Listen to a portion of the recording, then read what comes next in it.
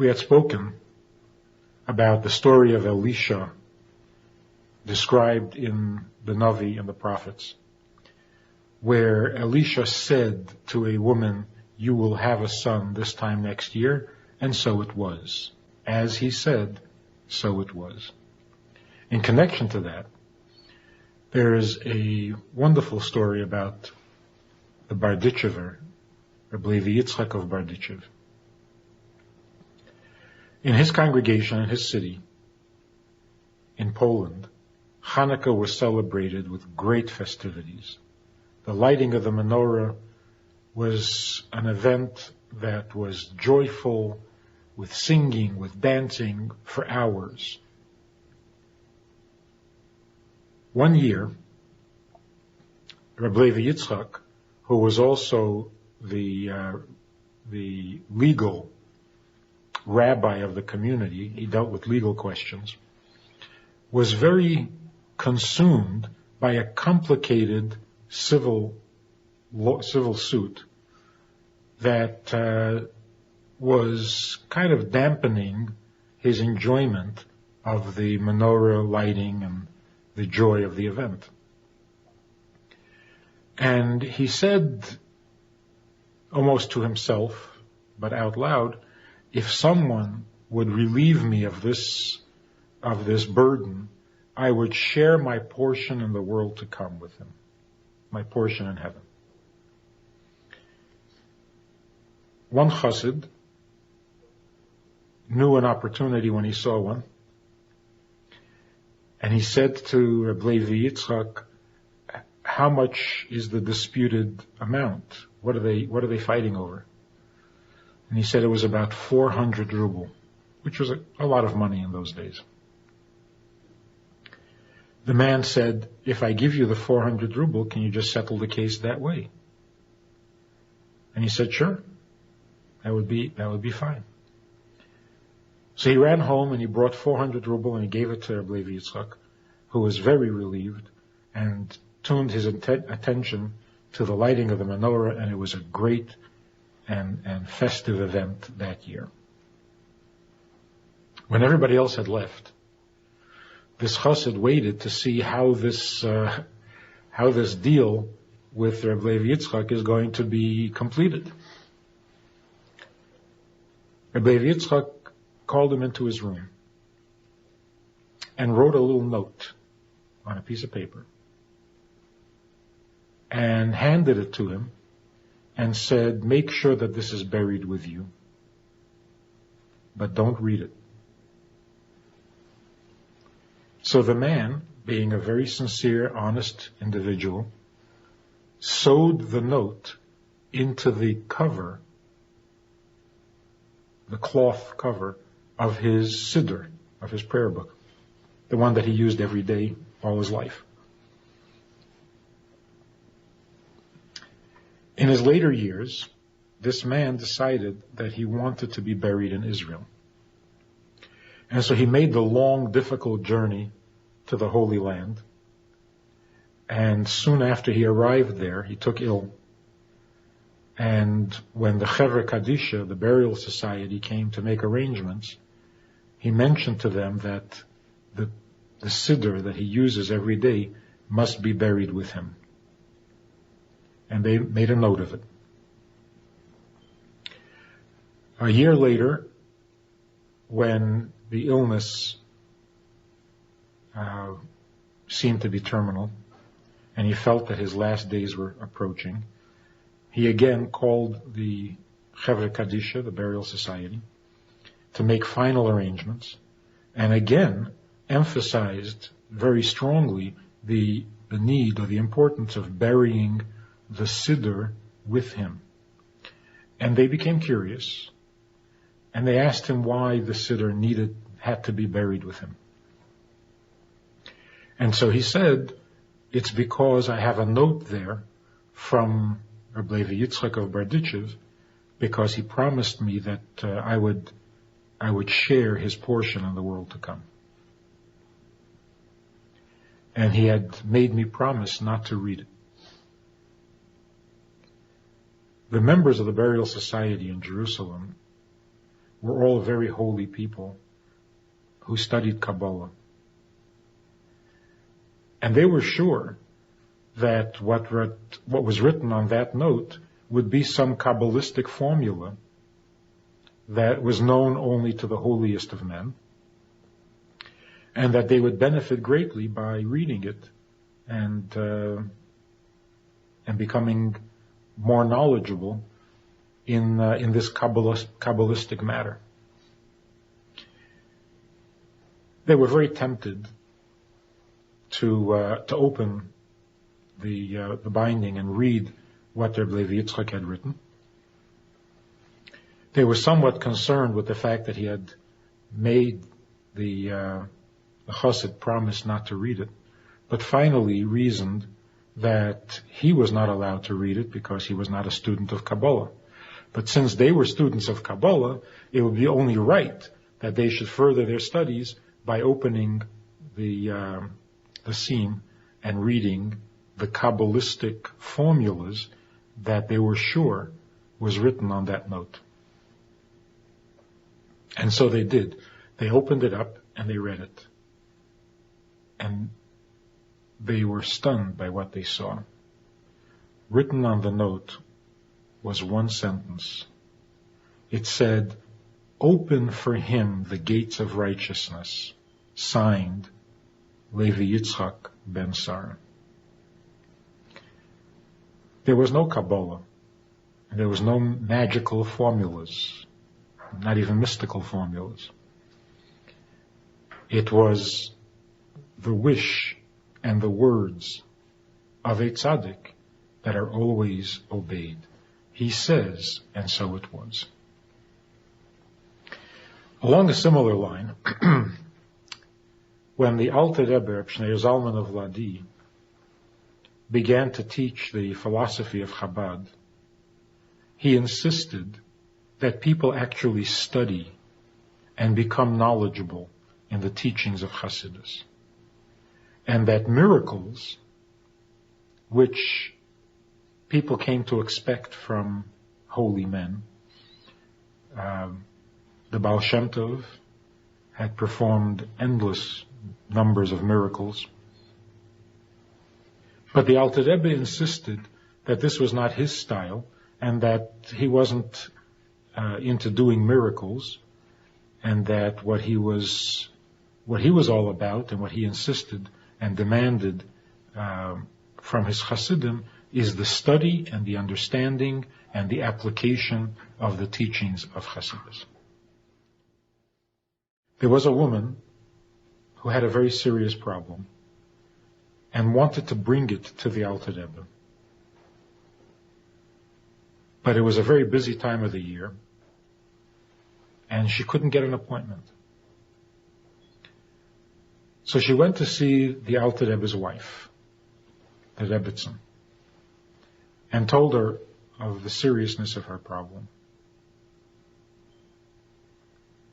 The Alter Rebbe's wife, the Rebbitzin, suggested that she write her problem down on a piece of paper and give it to her young son, who could easily slip into the crowd and make his way to the front of the room, and have her son hand the note to the Alter Rebbe, and that way she will receive his blessing. Now, this boy had his own problems. He was mute and hadn't spoken a word all his life. The mother followed the Rebbitzин's advice.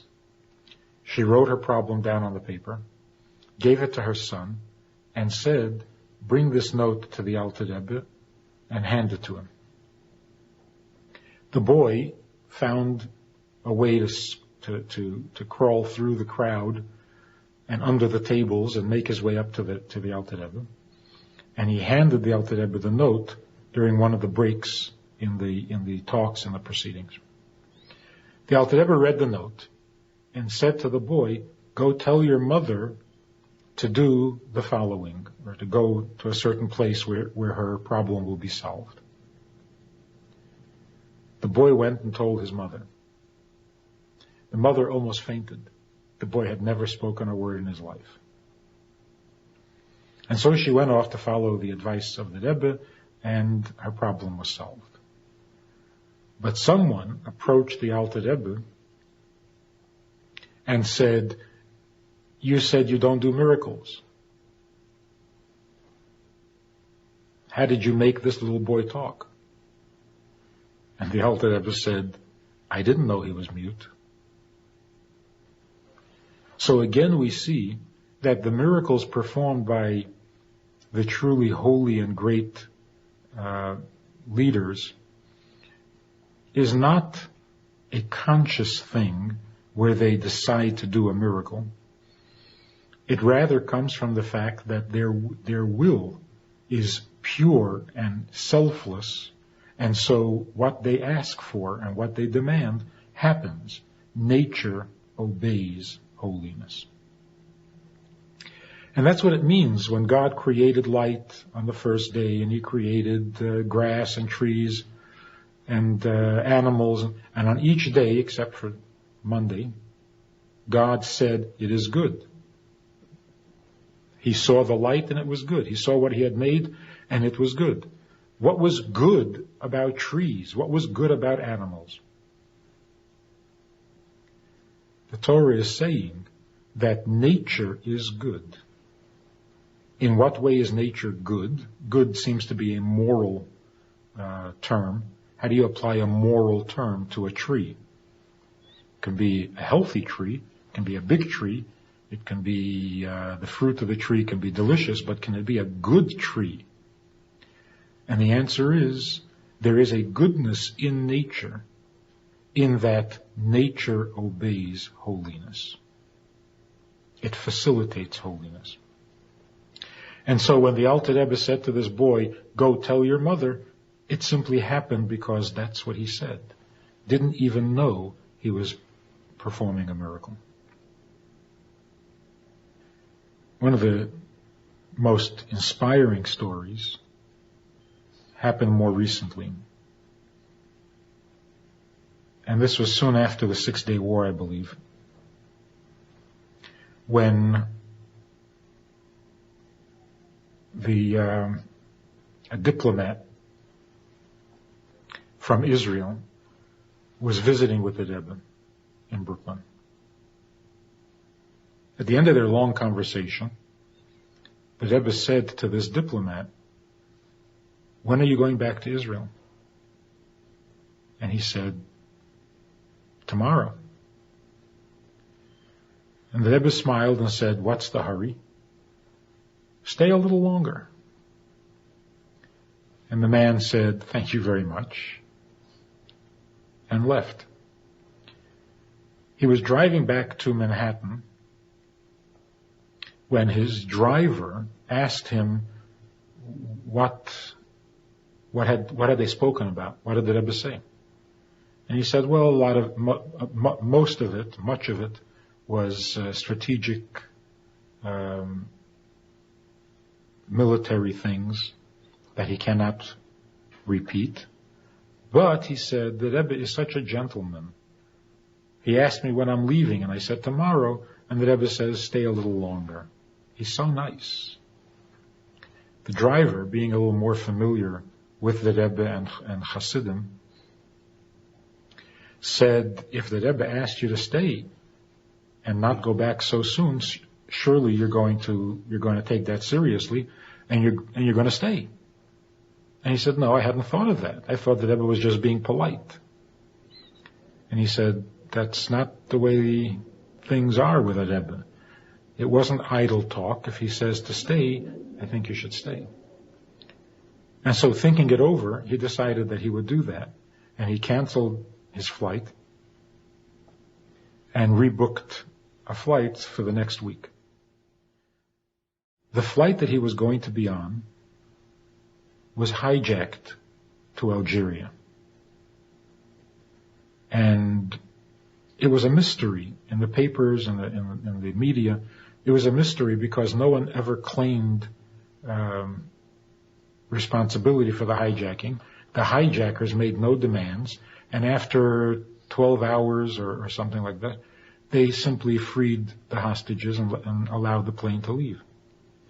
At the time, the explanation given in the media was that they wanted the plane to go on. They were simply refueling in Algeria, wanted to go on to some other country, but no country would accept them.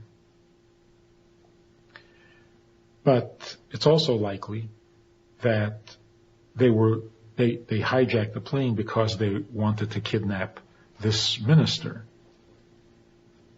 And he wasn't on the plane. When the minister got back to Israel, he of course told everyone in the Knesset that the Rebbe had saved his life, or at least saved him from a terrible ordeal of being kidnapped, because he was going to be on that flight, and the Rebbe told him not to be.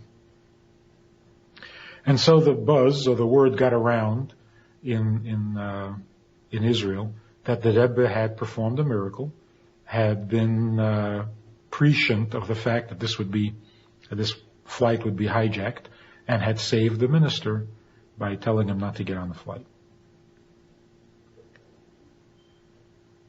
About a year later, a rabbi from England, who was a close friend of this minister, was visiting with the Rebbe.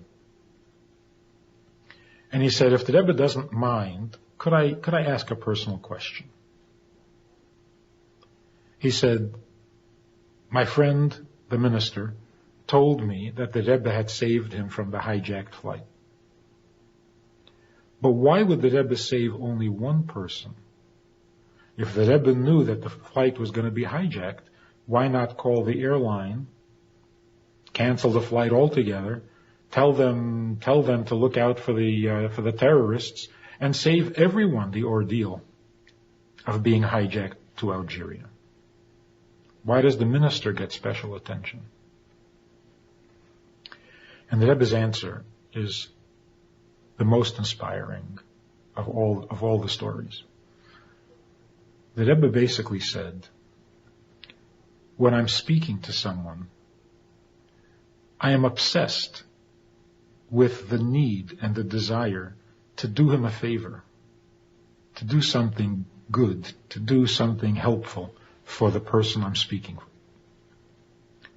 And in that desire and in that obsession, I said to him that he should stay and not get on the flight. Which means the Rebbe was saying that he didn't know that the flight would be hijacked. The reason he asked that the minister not get on the plane, those words, the Rebbe said, came not from prophecy, not from being clairvoyant, not from seeing what others don't see. The words were motivated, were stimulated by this intense desire to do what is right, to do a favor to the person that he was speaking to. Which means that this great intense love that one has for another person can actually produce the right words, the right advice, the right instructions. But it's coming not from prophecy, it's coming from concern. It's coming from empathy. It's coming from an intense maternal kind of love that brings the right words or the right thoughts to mind, and you end up giving the right advice. So the holiness with which great tzaddikim perform miracles is not a magical or mystical holiness, but a holiness that is very grounded in the love of a fellow Jew, in the respect for another human being, and in the total selfless devotion to serving the needs of others. And when one makes that kind of commitment, when one has that kind of commitment, then the effect of their words is really magical. It is not a disturbance of nature. It's rising above nature. When one human being can be so concerned for another human being that he senses the second person's needs even more than the person senses his own, that's not a violation of nature, but that does transcend nature. Because nature dictates that every person feels and experiences only their own pain, only their own hunger, only their own needs. When we rise above that nature, we become capable of feeling another person's needs, another person's hunger, another person's pain, and of course, another person's joy, and another person's success, another person's pleasure. And when we rise above nature, because of the holiness and because of the goodness that dictates that we be greater and bigger than nature, then nature helps. Nature actually cooperates and enables us to do what seems to be miraculous. Going back to the Alter Rebbe, we have another story that describes this process very graphically. It was when the Alter Rebbe had been arrested by the Tsar, accused of trying to overthrow the government in favor of Turkey, because the Alter Rebbe sent huge sums of money to support the tiny Jewish community in Israel. And Israel at that time was under Turkish rule. And Turkey was at war with the Tsar. And so the Alter Rebbe sending money to Israel was interpreted as supporting the Turks against the Tsar. So he was arrested. And the prison in which he was held had two structures: the office, the headquarters, and then the prison block. And these two structures were separated by a river. So when the prisoner needed to be interrogated, they ferried him across the river to the offices. The Alter Rebbe was being ferried across the river. He was in jail for 53 days. And during those days, he was being ferried across the river. And it was that time of the month when the new moon had appeared. And there's the prayer that we say for the new moon. The Alter Rebbe wanted to fulfill that mitzvah. And here he was under the sky. The moon was visible. So he asked the boatman to stop the boat, because when you're praying or when you're saying prayers out of the siddur, you should be able to concentrate on what you're saying. And in a moving boat, it's hard to concentrate. And so he asked him to stop the boat for the few minutes that it would take to say the prayer. The boatman, of course, refused. The Alter Rebbe asked him a second time. And a second time, the boatman refused. All of a sudden, the boat became stationary in the water. It wouldn't budge. Like a painted ship upon a painted ocean. The boatman was frightened. He realized that this was a holy man, and that if he wanted the boat to stop, the boat would stop. The Rebbe then asked him again if he would agree to stop the boat. And here the man made a deal with the Rebbe. He asked the Rebbe for a blessing in return for stopping the boat, and then agreed to stop the boat. And then the Rebbe stood up and said the prayer for the new moon. When the Rebbe would tell this story, he would always ask the question, the obvious question. The Alter Rebbe asked him to stop the boat, and even agreed to give him a blessing in exchange for his agreeing to stop the boat. All of this after the boat was already standing still in the water. Why did he need the boatman's approval or agreement when the boat had already stopped? And the Rebbe's explanation is that the whole idea of Torah being observed by human beings on earth, in the physical, in the flesh, is to bring godliness to where there is no godliness, into the physical condition. So the world that God created, with all the laws of nature, is the place in which God wants holiness and godliness, mitzvahs, to permeate and become its true nature. When the boat stopped, miraculously, the Alter Rebbe did not want to fulfill the mitzvah and say the prayers in that miraculous, unnatural circumstance. Because then the mitzvah would not be permeating into the laws of nature. You would be doing a mitzvah into a miracle, not into nature. And so even after the boat had stopped and the boatman was very impressed and frightened by the holiness of it, he still needed the boatman's approval and agreement to stop the boat naturally. And only then would he do the mitzvah. So once the boatman agreed to stop the boat, then the mitzvah that the Rebbe would do and the prayer that the Rebbe would say would be affecting, reaching, permeating a natural, normal circumstance that needed to become holier. And so the idea of all of the stories about miracles and magical performances by Moshe and by the prophets and by later tzaddikim throughout all of history is not meant to give the miraculous more credit than the natural.